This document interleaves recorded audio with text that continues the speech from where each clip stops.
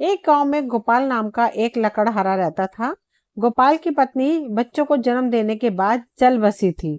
अब गोपाल अपने छोटे बच्चे के साथ रहता था। गोपाल की पत्नी की मृत्यु के बाद गोपाल की जिम्मेदारी बढ़ गई थी और वो खुद को अकेला भी महसूस करता था। गोपाल अक्सर अपनी पत्नी की तस्वीर के सामने खड़ा होकर बातें किया करता था। अरे भाग्यवान, तुम मुझे और अपने यह बच्चे को अकेला छोड़कर कहाँ चली गई?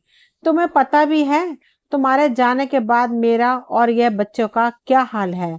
गोपाल जब भी अपने काम से घर के बाहर जाता तो अपने बच्चों को अपनी भाभी के पास छोड़ जाता था। फिर ऐसे ही एक दिन की बात है, गोपाल लकड़ियां काटने जाता है तो अपने बच्चे को लेकर अपनी भाभी माला के पास जाता है। भाभी, यह लो, बच्चों को संभालो, मेरा लकड़ियां काटने का समय हो रहा है, मैं जंगल की ओर जा रहा हूँ, तब तक आप मुन्ने का ध्यान रखना। गोपाल रोज अपनी भाभी के पास अपने बेटे को छोड़कर जंगल में लकड़ी काटने निकल जाया करता।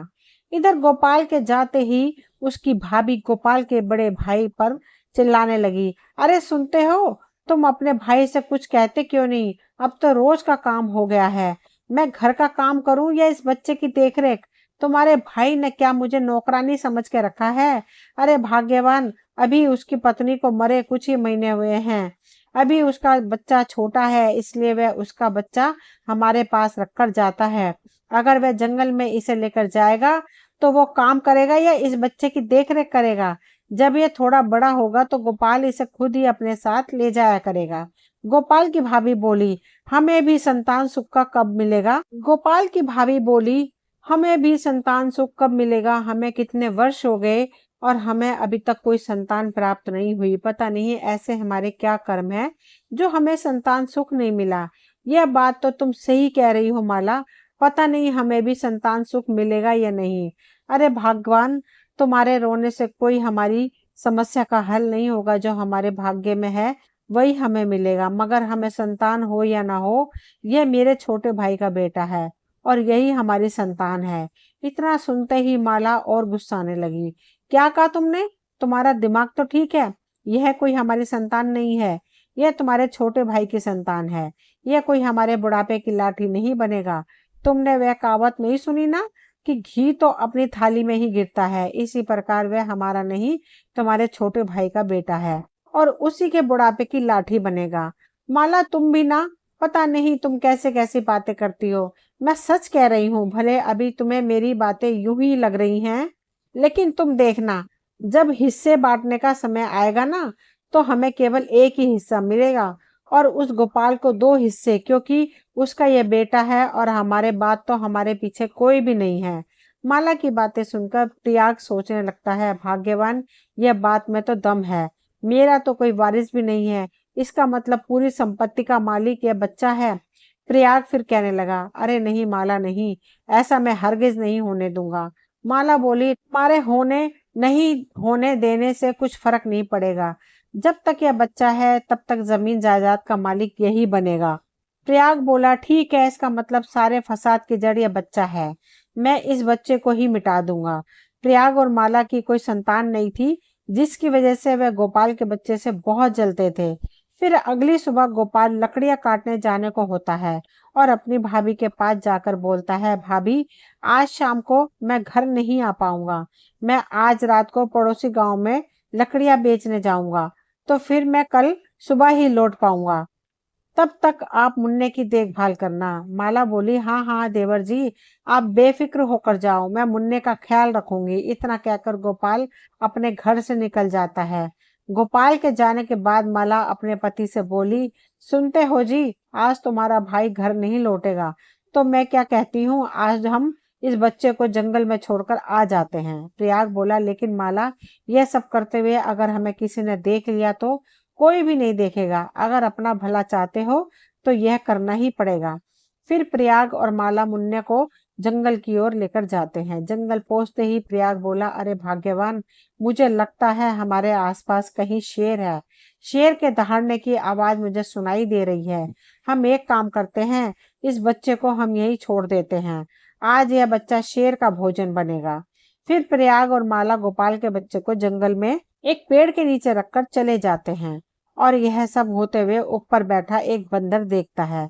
बंदर उन्हें देखकर सोचने लगता है, अरे राम राम, ये दोनों इस छोटे से बच्चे को ऐसे जंगल में क्यों छोड़कर जा रहे हैं, और मेरे तो कुछ समझ में नहीं आ रहा है।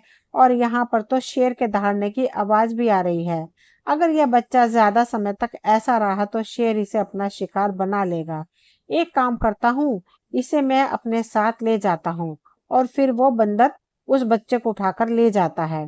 इधर घर पहुंचकर माला कहने लगी, सुनिए जी, मुझे लगता है अभी तक तो बच्चे को शेर अपना शिकार बना चुका होगा। तुमने सही कहा माला, और ठीक मैंने तुम्हें जो समझाया है, गोपाल आए तो ठीक वैसे ही कहना। दूसरी तरफ वो बंदर मुन्ने को जब अपने घर ले गया, दरअसल वो बंदर पालतू था। उसे गोरी ने अपने बच्चे की तरह पाला था। बंदर के हाथ में छोटा बच्चा देखकर गोरी उससे पूछने लगी, अरे बेटा, तू यह छोटे से बच्चे को कहाँ से उठाकर ले आया? बंदर ने गोरी को जंगल की सारी बातें बताई। क्या एक औरत और आदमी इस बच्चे को जंगल में मरने के लिए छोड़कर गए? ये कैसे हो सकता है? कोई भला इतने छोटे से बच्चे के साथ ऐसा कैसे कर सकता है? बंदर बोला, अगर ये वहां रहता तो अभी तक शेर इसे खा लेता, इसलिए मैं इसे अपने साथ यहाँ लेकर आ गया। गोरी बोली, हाँ बेटा, तूने एकदम सही किया। तूने इस बच्चे की जान बचाई। यह बच्चा कितना प्यारा है। मुझे लगता है इसे बहुत तेज भूख लगी है। अगले दिन सुबह गोपाल अपने घर की ओर आता है और अपनी भाभी से कहने लगता है, भाभी, मुन्ना कहाँ है और तुम दोनों इतने उदास क्यों लग रहे हो? प्रयाग बोला, अब क्या बताऊं तुझे गोपाल, मुझे तो ये बात कहने से ही डर लग रहा है। गोपाल बोला, कहो भैया, ऐसी क्या बात है? अरे गोपाल, कल तेरे जाने के बाद हम दोनों जंगल की ओर मिट्टी लेने गए थे। जब तक हम दोनों मिट्टी खोद रहे थे तो हमने मुन्ने को एक पेड़ के नीचे रख दिया। इतने ही बीच में एक शेर आया और मुन्ने को वहां से उठाकर ले गया। गोपाल के होश उड़ गए। वो कहने लगा, क्या भैया, आप ये क्या कह रहे हो? मेरे मुन्ने को शेर उठाकर ले गया, मगर अब मुन्ना कहाँ है? अभी तक मुन्ने का कोई अता पता नहीं है। हमने कल देर रात तक मुन्ने को ढूंढा, लेकिन हमें मुन्ना कहीं नहीं मिला। और देख तो, जब से मुन्ने को शेर ले गया है, तब से ही तेरी भाभी को रो रो कर बुरा हाल है। प्रयाग के कहते ही गोपाल जंगल की ओर निकल जाता है और अपने बेटे को मुन्ना कहकर पुकारता है, मुन्ना ओ मुन्ना, बेटा, मेरी आवाज तो तू सुन पा रहा है क्या? मुन्ना ओ मुन्ना। लेकिन गोपाल को उसका बेटा कहीं नहीं दिखता है। गोपाल फिर निराश होकर घर लौट आता है और अपनी पत्नी की तस्वीर के सामने रोने लगता है। भाग्यवान, ये क्या हो गया? मैं कितना बड़ा लापरवाह हूँ, जो मैं अपने बच्चे को ठीक से ख्याल नहीं रख पाया। मुझे पता नहीं है कि मुन्ना मुझे छोड़कर कहाँ चला गया। मैंने उसे जंगल में खूब ढूंढा, पर वह मुझे नहीं मिला। भाग्यवान मुन्ना, जहाँ कहीं भी हो तुम उसका ख्याल रखना। पता नहीं मेरा मुन्ना अब जिंदा भी है या नहीं। गोपाल का रो रो कर बुरा हाल हो गया था। ऐसे ही फिर कुछ साल बीत जाते हैं। कुछ सालों बाद मुन्ना बड़ा हो गया था और गोरी के ही साथ रहता था। गोरी ने उसे अपने बेटे की तरह ही पाला पोसा और उसका नाम कृष्णा रखा था।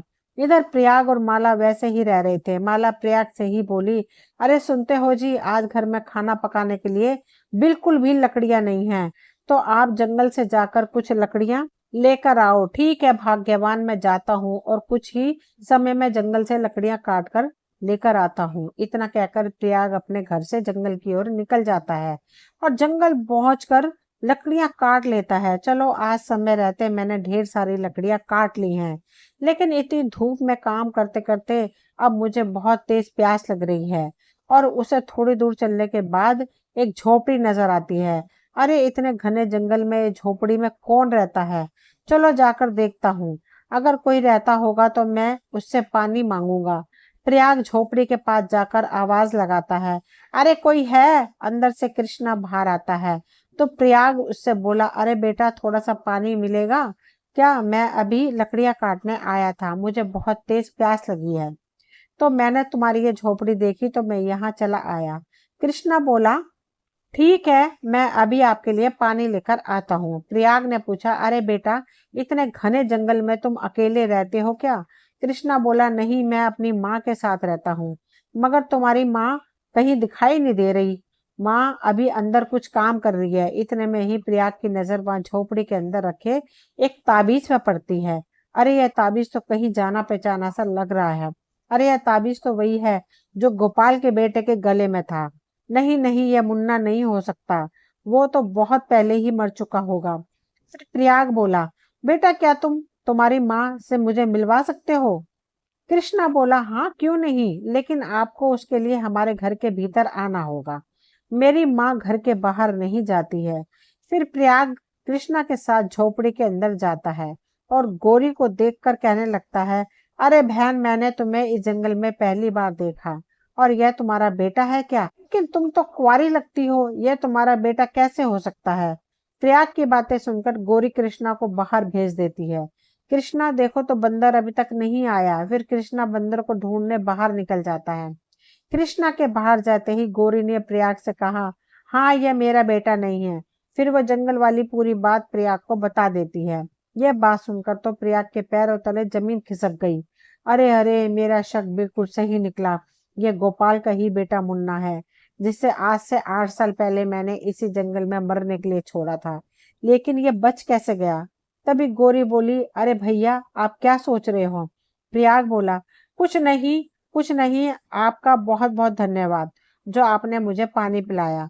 अभी प्रयाग झोपड़ी से बाहर निकल ही रहा था कि इतने में ही वो बंदर कृष्णा के साथ घर वापस आता है और प्रयाग को देखकर वो पहचान जाता है और गौरी से कहने लगता है, माँ माँ, जो अभी आदमी आया था ये वही आदमी है जो कृष्णा को उस दिन जंगल में छोड़कर गया था। गौरी बोली, क्या? तुम ये क्या कह रहे हो? बंदर बोला, हाँ ये वही आदमी था। तभी कृष्णा बोल पड़ा, माँ माँ, ये तुम क्या कह रहे हो? मेरे तो कुछ समझ में नहीं आ रहा, मुझे भी बताओ ना। फिर गौरी कृष्णा को सब सच सच बता देती है कि वो उसे एक पेड़ के नीचे मिला था। ये सारी बातें सुनकर कृष्णा बोला, माँ भले वह कुछ भी हो, मैं नहीं जानता, लेकिन माँ, मेरी माँ तुम ही हो और मैं तुम्हें छोड़कर कहीं नहीं जाऊंगा। गौरी ने कृष्णा को गले से लगा लिया और कहा, हाँ बेटा, हाँ तू मेरा ही बेटा है और मैं तुझे छोड़कर कहीं नहीं जाऊंगी। लेकिन मेरे समझ में नहीं आता ये आदमी कौन है जो तेरी जान लेना चाहता था। लेकिन बेटा, अब से तू कहीं नहीं जाएगा। अब वो आदमी ने तुझे देख लिया है, तेरी जान को उससे खतरा है, तो तू अब से घर के बाहर नहीं निकलेगा। कृष्णा बोला, ठीक है माँ, जैसा तुम कहो। इधर घबराया हुआ प्रयाग अपने घर पहुंचा और अपनी पत्नी को कहने लगा, अरे माला, एक बहुत बड़ी समस्या पैदा हो गई है। गजब हो गया। माला बोली, क्या हुआ? तुम लकड़ियां लेने गए थे ना, क्या हो गया? अरे माला, मैं जब लकड़ियां काट रहा था तब मुझे बहुत तेज प्यास लगी और मुझे एक झोपड़ी दिखाई दी और मैंने उस झोपड़ी में जाकर देखा और प्रयाग ने कृष्णा वाली बात सारी माला को बताई। माला भी ये सारी बातें सुनकर हैरान रह गई। अरे नहीं, ये नहीं हो सकता। प्रयाग बोला, अरे नहीं भाग्यवान, जिस लड़की ने उसे पाला है वह लड़की ने मुझे बताया कि वह उसे वहीं पेड़ के नीचे मिला था जहां हमने उसे छोड़ा था। अरे माला, यह सब तुम्हारे कारण हुआ। ना तुम मुझे ये बेकार का सुझाव देती, ना मैं ये पाप करता। अगर इस बात का जरा सा भी गोपाल को पता चल गया तो माला बोली, अच्छा, अब आप सब कुछ मुझ पर थोप रहे हो, मगर चिंता की कोई बात नहीं है, अभी भी यह बात किसी को पता नहीं है। इधर कमरे के बाहर खड़ा होकर गोपाल ने अपने भैया भाभी की सारी बातें सुन ली और गुस्से से आग बबूला हो गया। वाह भैया और भाभी, वाह, बहुत बढ़िया, मैंने तुम पर बहुत खूब विश्वास किया, लेकिन तुम दोनों ने मेरा साथ इतना बड़ा विश्वासघात किया। प्रयाग बोला, अरे गोपाल, यह तुम क्या कह रहे हो? तुम्हें क्या हुआ? गोपाल बोला, भैया अब कुछ कहने की जरूरत नहीं है, मैंने बाहर खड़े होकर तुम दोनों की सारी बातें सुन ली है। तुम पर मैंने कितना विश्वास किया, लेकिन तुमने मेरे बेटे को मारना चाहा। छी छी छी, तुम दोनों इतने नीच गिर जाओगे, ये मैंने कभी सोचा नहीं था। मुन्ने की माँ के जाने के बाद मैंने सोचा कि अब से इसकी माँ बड़ी भाभी है, और आप दोनों ने इतना कहते हुए गोपाल फूट फूट कर रोने लगता है। प्रयाग को अपने भाई को इस तरह से रोता हुआ देखकर अपनी गलती का एहसास होता है और वो गोपाल से कहता है, मुझे माफ कर दो गोपाल, मुझसे बहुत बड़ी गलती हो गई। मैं यह औरत की बात में आकर मैंने अपने छोटे भाई के बच्चे को मारना चाहा, मुझे माफ कर दो गोपाल, माफ कर दो। गोपाल बोला, बस करो भैया, आज के बाद मैं तुम्हारा भाई नहीं हूँ, मैं आज से तुम्हारे लिए मर गया हूँ। फिर गोपाल वहां से जंगल की ओर निकल पड़ता है। गोपाल उसी झोपड़ी को तलाशता है और उसे झोपड़ी दिखाई देती है। फिर गोपाल उस झोपड़ी में जाता है। वहां कृष्णा को देखते ही वो समझ जाता है कि यही उसका मुन्ना है। मुन्ना, मेरे बेटे, भगवान का लाख लाख शुक्र है कि तू आज जिंदा है। गोरी गोपाल को देखकर कहने लगती है, आप कौन हैं? आप किसे मुन्ना कहकर पुकार रहे हैं? गोपाल बोला, ये मेरा बेटा है, ये मेरा मुन्ना है, जिसे मेरे बड़े भाई और भाभी ने आज से 8 साल पहले इसी जंगल में एक पेड़ के नीचे मरने को छोड़कर चले गए थे। गोरी ने कहा, इसका मतलब जो अभी आदमी आया था वो आपका बड़ा भाई है? गोपाल बोला, हाँ, वो मेरा बड़ा भाई है, और अभी यहाँ से जाने के बाद वह और उसकी पत्नी यही बात कर रहे थे, तो मैंने घर के बाहर खड़े होकर उनकी ये सभी बातें सुन ली और मैं तुरंत ही यहाँ चला आया। आपका बहुत बहुत शुक्रिया, जो आपने मेरे बेटे को एक माँ की तरह ख्याल रखा। आज मेरा बेटा सिर्फ आपकी बदौलत ही जीवित है। मैं आपका बहुत बहुत आभारी हूँ।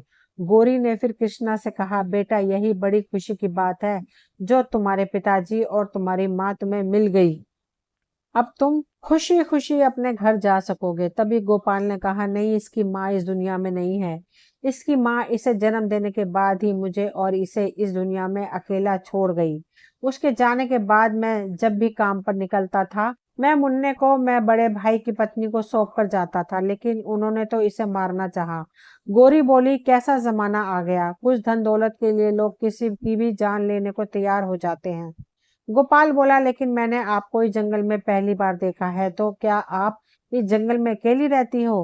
गोरी बोली, नहीं, मेरे साथ मेरे दादाजी इस जंगल में रहते थे, लेकिन वह मुझे बहुत पहले इस दुनिया में अकेला छोड़कर चले गए। गोपाल ने पूछा, आप बुरा ना मानो तो एक बात पूछूं? गोरी ने कहा, हाँ हाँ, पूछिए। गोपाल बोला, यह तुम्हारी आंख में कैसी चोट है? गोरी बोली, यह चोट नहीं, एक साधु के द्वारा दिया गया श्राप है। गोपाल बोला, क्या साधु द्वारा दिया गया श्राप? मैं कुछ समझा नहीं। गोरी ने कहा, बहुत समय पहले की बात थी, जब मेरे दादाजी मुझे इस दुनिया में अकेला छोड़कर चले गए। इस घर में केवल मैं ही बची थी, मेरा यहाँ कोई नहीं था। एक दिन जब मैं लकड़ी काट रही थी, उसकी एक डाली साधु की कुटिया में जा गिरी। तब फिर एक साधु बाबा गुस्से में अपनी कुटिया से बाहर आए और कहने लगे, मेरी तपस्या किसने भंग की? मेरी तपस्या तुमने ही भंग की है। मैं कई सालों से इस झोपड़ी में बैठकर तपस्या कर रहा था, किंतु मेरी तपस्या तुमने भंग की है। ए लड़की, जा, मैं तुझे श्राप देता हूँ कि तू भी एक झोपड़ी में हमेशा हमेशा के लिए कैद हो जाएगी और तू एक आंख से अंधी हो जाएगी। गोरी साधु बाबा से कहने लगी, साधु बाबा, मुझे माफ कर दीजिए, मुझे श्राप मत दीजिए। साधु महाराज, मैं तो केवल यह पेड़ से कुछ लकड़ियां काट रही थी, लेकिन इस पेड़ की अचानक से डाली आपकी झोपड़ी के ऊपर जा गिरी, मुझे माफ कर दीजिए। साधु बाबा बोले, तूने मेरी तपस्या भंग की है। तुम्हें पता भी है, मैं पूरे 100 साल से इस झोपड़ी में बैठकर तपस्या कर रहा था, किंतु तुमने मेरी तपस्या भंग की है। गोरी ने कहा, साधु महाराज, मेरा इस दुनिया में कोई नहीं है। मेरे दादाजी मेरे साथ रहते थे, पर अब तो वो भी मुझे अकेला छोड़ गए। इस वजह से मैं यहाँ आकर लकड़ियां काट रही थी। मुझे नहीं पता था कि पेड़ की डाली गिर जाएगी। साधु महाराज, जो कुछ भी मुझसे हुआ है, अब अनजाने में हुआ। कृपा करके आप अपना श्राप वापस ले लीजिए। साधु बाबा ने कहा, बेटी, मैंने क्रोध में आकर तुम्हें श्राप दे दिया है, किंतु बेटी, मैं दिया हुआ श्राप वापस नहीं ले सकता हूँ। हाँ, परंतु बेटी, मैं तुम्हें एक उपाय बताता हूँ, जिससे तुम यह श्राप से मुक्त हो जाओगी। अगर बेटी, कोई भी व्यक्ति तुमसे इस अवस्था में विवाह कर लेता है, तो फिर तुम यह श्राप से मुक्त हो जाओगी। गोरी बोली, बाबा, आपने तो मुझे श्राप दिया है कि मैं हमेशा हमेशा के लिए एक झोपड़ी में कैद हो जाऊंगी, तो फिर बाबा, मुझसे विवाह कौन करेगा? और मैं बाहर नहीं जाऊंगी तो मैं खाऊंगी पीऊंगी कैसे? ऐसे तो मैं घर में घुट घुट कर ही मर जाऊंगी। तब साधु बाबा अपनी शक्ति से एक बंदर को प्रकट करते हैं। बेटी, यह कोई साधारण बंदर नहीं, यह एक जादुई बंदर है। यह बंदर मैं तुम्हें देता हूँ, जब तक मेरे द्वारा तुम्हें दिया हुआ श्राप से तुम मुक्त नहीं हो जाओगी। यह बंदर तुम्हारे हर कार्य में सहायता करेगा। इस बंदर से तुम बाहर का कार्य भी करवा सकोगी। इतना कहते ही साधु महाराज गायब हो जाते हैं। इसी तरह मैं साधु महाराज का दिया हुआ श्राप भोग रही हूँ। तभी कृष्णा बोलने लगा, माँ, मैं तुमसे दूर नहीं होना चाहता। माँ, आज मैं जीवित केवल तुम्हारे कारण ही हूँ। तभी गोपाल के मन में ख्याल आता है, मुझे तुमसे एक बात करनी है, अगर तुम्हें कुछ दिक्कत ना हो तो। गोरी बोली, जी कहिए ना, गोपाल बोला। अगर तुम्हें कुछ दिक्कत नहीं हो तो क्या तुम मुझसे विवाह करना चाहोगी? मुझसे विवाह करने के बाद तुम्हारा साधु द्वारा दिया गया श्राप भी खत्म हो जाएगा और तुम उस श्राप से भी मुक्त हो जाओगी। मैं तुम दोनों को अलग नहीं करना चाहता हूँ और मेरे बेटे को भी एक माँ की ममता का सुख मिलेगा। गौरी सोच समझकर कहती है, मुझे ये प्रस्ताव स्वीकार है। इसी तरह गौरी और गोपाल विवाह कर लेते हैं और गौरी श्राप से मुक्त हो जाती है। वह तीनों अब खुशी खुशी साथ रहने लगते हैं। दोस्तों, आज की कहानी यहीं तक थी। मुझे उम्मीद है आप सभी को कहानी पसंद आई होगी। अगर कहानी पसंद आई हो तो प्लीज चैनल को सब्सक्राइब करें, वीडियो को लाइक शेयर करें, कमेंट करें। मिलती हूँ अगली कोई नई कहानी लेकर। कहानी सुनने के लिए आप सभी का तहे दिल से शुक्रिया।